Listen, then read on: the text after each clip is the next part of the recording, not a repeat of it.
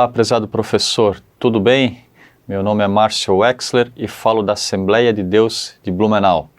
Vamos então dar continuidade ao estudo da revista desse trimestre da classe de jovens. O título é O Cuidado de Deus com o Corpo de Cristo. Hoje falaremos então sobre a última lição desse trimestre, que tem como tema a Santa Ceia, o amor e a ressurreição. Falarei então um pouquinho de cada um desses itens, iniciando então pela Santa Ceia. Gostaria de ler um texto bíblico que está lá em 1 Coríntios capítulo 11, versículos 23 a 25, que diz assim: Porque eu recebi do Senhor o que também vos ensinei, que o Senhor Jesus, na noite em que foi traído, tomou o pão, e tendo dado graças, o partiu e disse: Tomai, comei, isto é o meu corpo que é partido por vós. Fazei isto em memória de mim. Semelhantemente, também, depois de cear, tomou o cálice, dizendo: Este cálice é o novo testamento no meu sangue. Fazei isto todas as vezes que beberdes em memória de mim. Bom, creio que seja muito importante na sua aula, professor, essa última aula desse trimestre, esclarecer para seus alunos o que significa importância, qual que é a importância, o que significa a Santa Ceia, né? Qual que é a importância da Santa Ceia para nós cristãos. Tenha como objetivo, assim, que nenhum aluno seu saia da sua aula sem entender claramente qual é o significado. Bom, lendo esse texto nós podemos, é um ótimo texto para explicar, né, sobre a Santa Ceia aos seus alunos. Primeira coisa que podemos falar sobre o que é a Santa Ceia, né? Bom, ele é um memorial da morte de Cristo. É algo que a gente faz para lembrarmos desse momento tão precioso para a nossa vida. Vemos lá, né, no final do versículo 24 e no 25 também, ele falando isso, né? Fazei isto em memória de mim, ou seja, é um memorial da morte de Cristo. Vemos que há dois elementos que Jesus falou na Santa Ceia, né? O pão e o vinho, ou o suco da videira. Bom, e aqui nesse texto ele explica o que significa o pão. O pão representa o corpo de Jesus que foi partido em nosso favor. Ou seja, ele está falando, né, está falando algo que tem a ver com a sua morte, quando ele se entregou voluntariamente à morte, né, e o seu corpo então foi partido em nosso favor. E o vinho, né? Bom, o vinho representa então o sangue dele, né? Que inaugurou uma nova aliança. Está dito ali no versículo 25, este cálice é o novo testamento, ou nova aliança, no meu sangue. Ou seja, então o suco da videira representa o sangue dele, tem a ver com essa nova aliança, e também tem a ver com o sacrifício de Jesus, né? Então, se olharmos esses dois elementos, o pão e o vinho, tem a ver com o corpo e o sangue. Isso diz respeito à morte, né, o corpo, mas uma morte sacrificial, né, representada então pelo sangue. Bom, daí concluímos então, né, que Jesus deu a sua vida para a propiciação dos nossos pecados. Com esse ato, né, Jesus se entregando voluntariamente à morte, ele removeu a ira de Deus contra o pecador arrependido. Bom, esse é um aspecto da Santa Ceia, né? Ele é um memorial para lembrarmos da morte de Cristo. O que mais é a Santa Ceia, né? É um ato de ação de graças. É um momento onde a gente deve sim expressar a nossa gratidão pelas bênçãos e a salvação, né, por parte de Deus, provenientes justamente desse sacrifício de Jesus em nosso favor, né? É também um ato de comunhão, né? Um momento em que devemos congregar com nossos irmãos, nos alegrarmos, né? Por tamanha graça, né? A vinda de Deus, assim, por essa atitude de Jesus Cristo, né? Por morrer voluntariamente em favor de nós, permitindo assim que nos reconciliássemos com Deus. E, por fim, também podemos considerar que é o reconhecimento e a proclamação da nova aliança. Como ele deixa bem claro ali no versículo 25, né? Esse cálice é o novo testamento no meu sangue. Ou seja, já falei antes, né? Jesus, com esse ato, ele inaugurou uma nova era, né? Inaugurou o tempo da nova aliança. Esse tempo já estava previsto, profetas já falavam sobre esse tempo. Eu quero ler aqui, por exemplo, o que diz Jeremias, no capítulo 31, versículos 31 e 33, que ele fala a respeito desse novo tempo, dessa nova aliança que viria. Diz assim, versículo 31, Eis que dias vêm, diz o Senhor, em que farei um concerto novo com a casa de Israel e com a casa de Judá. Versículo 33.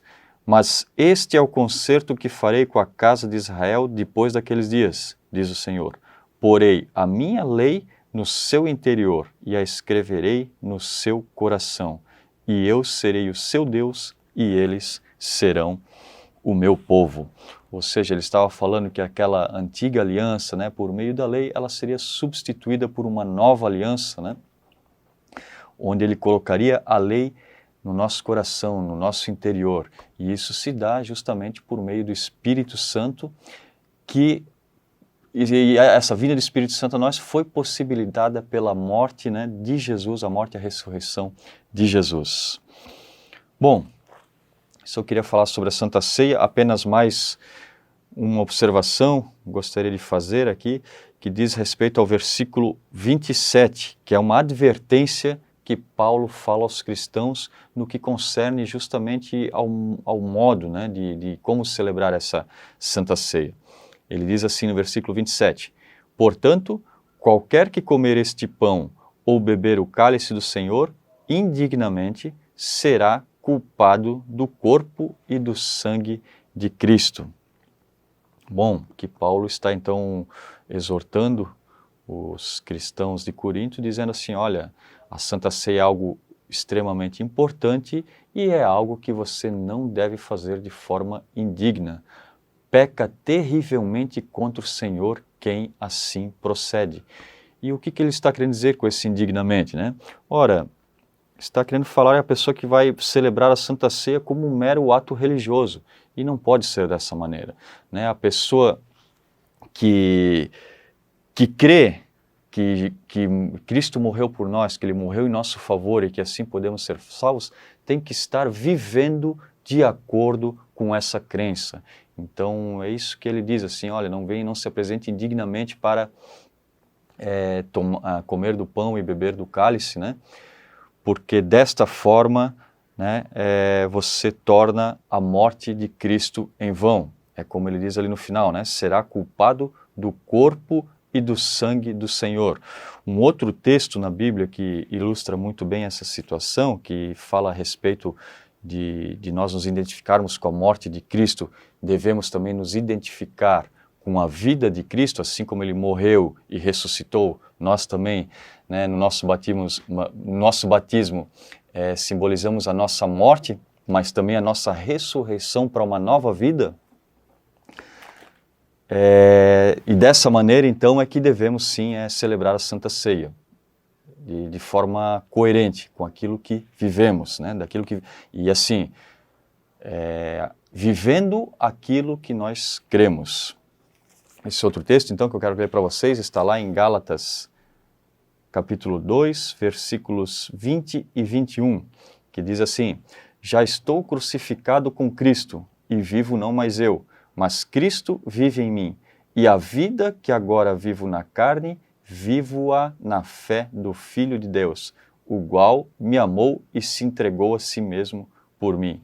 Não aniquilo a graça de Deus, porque se a justiça provém da lei, segue-se que Cristo morreu em vão. Então esse texto é um texto que também tem tudo a ver com essa questão de sermos coerentes, né? Das nossas ações serem coerentes com a nossa fé. E assim estaremos aptos a celebrarmos dignamente, né, a Santa Ceia do Senhor. Caso contrário, né, seremos culpados do corpo e do sangue do Senhor. Ou seja, estaremos tornando, né, o sacrifício de Jesus em vão. Nesse sentido, também podemos ver aqui na lição, o comentarista faz o seguinte comentário no tópico 1, no item 3. No final do item 3, ele fala assim: a ceia do Senhor aponta para a cruz de Cristo. Nela, o participante deve se ver crucificado com Cristo, caso contrário, deve rever suas atitudes para não ser condenado com o mundo. Bom, com relação à Santa Ceia, era isso que eu gostaria de falar. Vamos para o segundo ponto, então, da lição, que diz respeito ao poema do amor. Amor, uma virtude indispensável ao cristão. Quero começar já lendo o versículo 31 do capítulo 12, da primeira carta aos Coríntios. Diz assim: portanto, procurai com zelo os melhores dons, e eu vos mostrarei um caminho ainda mais excelente. Bom, Paulo aconselha os coríntios a procurar os melhores dons. E isso realmente era algo importante, era algo bom. Mas Paulo deixa claro que havia algo ainda melhor. Como ele diz, né, mostrarei um caminho ainda mais excelente. E isso ele passaria a discorrer então no próximo capítulo, no capítulo 13, e ele falaria, e o que era esse algo mais excelente, né? Era o amor. O caminho ainda mais excelente nada mais é do que o exercício dos dons espirituais com amor.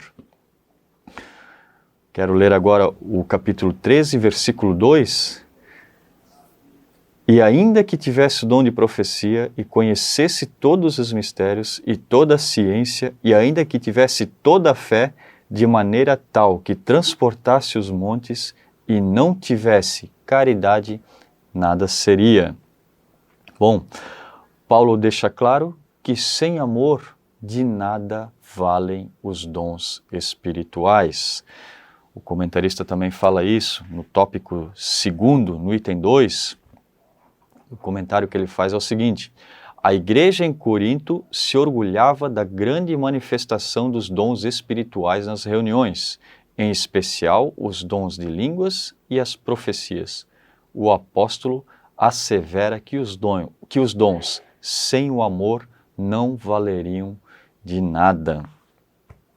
Bom, isso realmente é uma verdade. Jesus também deixou claro essa questão. Gostaria aqui de estar lendo para vocês que está registrado em Mateus, capítulo 7, versículos 21 a 23. Assim está registrado: nem todo o que me diz Senhor, Senhor, entrará no reino dos céus, mas aquele que faz a vontade de meu Pai que está nos céus. Muitos me dirão naquele dia: Senhor, Senhor, não profetizamos nós em teu nome? E em teu nome não expulsamos demônios? E em teu nome não fizemos muitas maravilhas?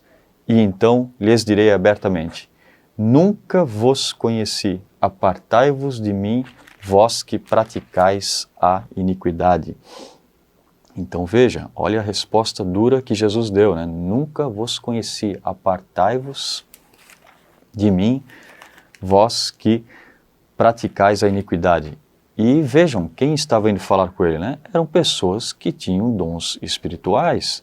Eles disseram: olha, nós profetizamos em teu nome, expulsamos demônios, realizamos muitas maravilhas, muitos milagres. Ou seja, eram pessoas cheias de dons espirituais. E Jesus está dizendo: olha, não conheço vocês, apartai-vos de mim. Muito provavelmente essas pessoas faziam uso desse dom espiritual, mas de forma errada, né? E vendo, combinando com esse texto de Paulo que estamos vendo hoje, entende-se então, né, que realmente, quem sabe não fizeram isso por amor, né, faltou amor, que o dom espiritual é muito bom, é ótimo, é importantíssimo para a igreja, mas tem que ser praticado com amor, tem que ser exercido, né, juntamente com o amor. Bom, vamos adiante. Paulo, então, depois desses versículos ali, versículo 3, mais adiante até o 8, ele vai falando sobre características do amor, como é o amor verdadeiro. E eu quero dar uma ênfase também sobre a questão de que o amor jamais passará. Ali no versículo 8, Paulo diz: a caridade nunca falha, mas havendo profecias, serão aniquiladas, havendo línguas, cessarão, havendo ciência, desaparecerá. Porque em parte conhecemos e em parte profetizamos, mas quando vier o que é perfeito, então o que o é em parte será aniquilado. Bom, mais uma vez, né, ele começa falando que a caridade ou o amor nunca falha. E aí ele vai falando novamente de dons, né? Olha, profecias, línguas, ciência, isso tudo desaparecerá, deixando claro que o amor não, mas os dons sim.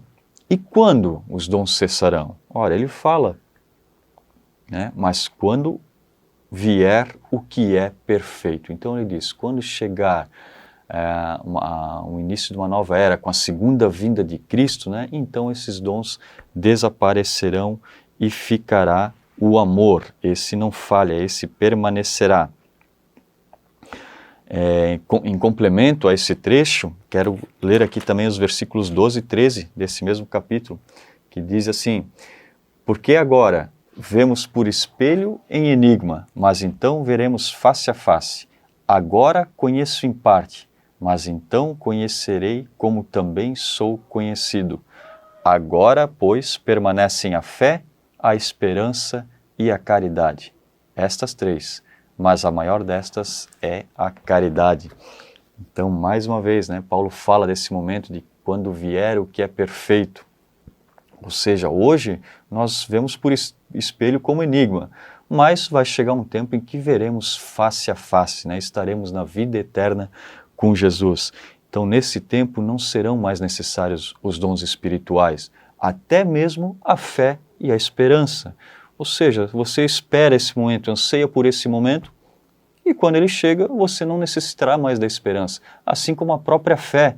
Em Hebreus 11:1 fala que a fé é a prova daquilo que não vemos, né? A partir do momento que estaremos vivenciando essa verdade, né, juntamente com Cristo, não faz mais sentido a fé, né? Ela não precisará mais existir em nossos corações. No entanto, o amor permanecerá. E por causa disso, ele deixa bem claro no final ali, né, que a maior dessas, né, a maior dessas virtudes é a caridade ou o amor. Bom, e isso tudo, né, mais uma vez, é condizente com o ensino de Jesus Cristo, né? Quando nós vemos o resumo dos mandamentos que ele fez, né, o que ele disse? Amar a Deus sobre todas as coisas e amar ao próximo como a si mesmo. Ou seja, ele resumiu todos os 2 mandamentos em 2 expressões. Igual é o verbo dessas expressões, né? Amar. Tanto na primeira parte como na segunda, ele repete essa expressão. Enfim, percebemos então que tudo se resume ao amor. Vamos adiante então com nossa lição. Quero falar agora um pouquinho sobre a ressurreição. Na lição, ele fala, no tópico 3º, item 1, né, o título desse item 1 diz assim: a fé na ressurreição de Jesus é a garantia da vida eterna com Deus. Quero falar um pouco sobre isso. Vamos ler o que diz o capítulo 15 de 1 Coríntios, versículos 21 e 22. Porque assim como a morte veio por um homem, também a ressurreição dos mortos veio por um homem. Porque assim como todos morrem em Adão, assim também todos serão vivificados em Cristo. Bom, É importante, então, nós lembrarmos, sim, da morte sacrificial de Jesus. Falamos isso, né, no início da aula ali com relação à Santa Ceia, né? Mas tão importante tão importante quanto lembrarmos da morte de Jesus é crermos que Jesus ressuscitou. Paulo está falando isso naquela época aos coríntios porque muitos coríntios não acreditavam na ressurreição corpórea de Cristo. Então, ele deixou bem claro, fez toda uma exposição sobre a ressurreição, tanto de Jesus como a nossa também, né? Nos que crerem em Jesus. No versículo seguinte ele fala sobre isso. Mas cada um por sua ordem. Cristo as primícias, depois os que são de Cristo na sua vinda. Gostaria de ler também os versículos 25 e 26, que falam assim: porque convém que reine até que haja posto a todos os inimigos debaixo de seus pés. Ora, o último inimigo que há de ser aniquilado é a morte. Bom, a ressurreição, caro professor, é a prova de que Jesus venceu a morte. E esse era o último inimigo, como fala no versículo 26, né? E dessa forma, Jesus vencendo a morte, ele aniquilou completamente com o poder de Satanás, que era quem detinha o poder da morte. Isso está escrito lá em Hebreus, capítulo 2, versículo 14. Vejam o que diz lá: e visto como os filhos participam da carne e do sangue, também ele participou das mesmas coisas. Falando de Jesus, né? Para que pela morte aniquilasse o que tinha o império da morte, isto é, o diabo. Vejam bem, deixa bem claro, quem tinha o império da morte, quem tinha o poder da morte? O diabo, né? Mas então diz que Jesus, então, ele participou das mesmas coisas, né, da carne, do sangue, ele foi encarnado, né, viveu aqui na terra, para quê? Para que pela morte dele, ele aniquilasse aquele que tinha o império da morte, isto é, o diabo. Ou seja, Jesus derrotou todos os inimigos, incluindo a morte. E com isso, então, ele abriu, né, uma nova era, um novo tempo, onde nós, assim como ele, também teremos a oportunidade de ser ressuscitados. Como disse ali no versículo que eu comentei antes, né? Nos dois, ali no 23 e 24. Também a ressurreição dos mortos veio por um homem, né, a saber, Cristo. E assim como todos morrem em Adão, assim também todos serão vivificados por Cristo, né, por meio da obra dele. Bom, concluindo a nossa aula então aqui, né, muito interessante todos esses assuntos, essa questão da ressurreição. Podemos perceber, então, falamos da Santa Ceia lembrando a morte, terminamos falando depois sobre o amor e agora terminamos falando um pouco sobre a ressurreição, né?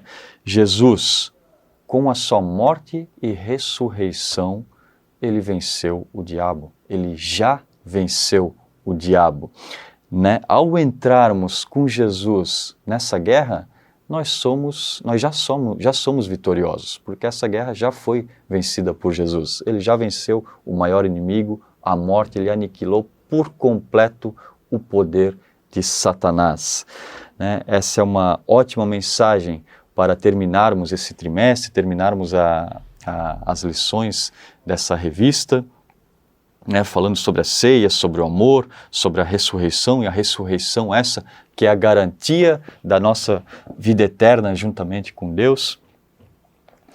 E creio que bom que terminamos assim esse trimestre. Se formos ver essa revista que falava da primeira carta aos Coríntios, né, quantos problemas tinha na igreja de Coríntios.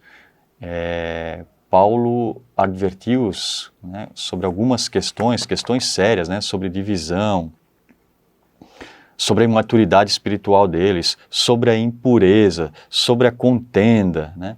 Ele também passou algumas instruções que os coríntios tinham dúvidas, né, como por exemplo com relação ao casamento, e mesmo essas instruções da Santa Ceia, né.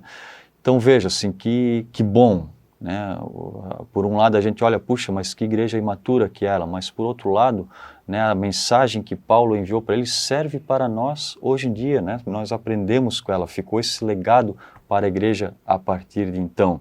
Todas essas instruções e todas essas advertências. E ainda mais terminando, né, dessa forma como a gente termina, com essa mensagem de esperança, essa mensagem lembrando da morte sacrificial de Cristo em nosso favor, né, dando-nos o exemplo do amor. Ele nos deu o exemplo de como devemos amar tanto a Deus como ao próximo, né, e mostrando assim que por meio da ressurreição dele nós também teremos acesso à vida eterna por causa disso, né. Enfim, professor, essa era a minha contribuição para a aula de hoje. Desejo que você tenha uma excelente aula e que Deus o abençoe abundantemente. Um grande abraço e até a próxima.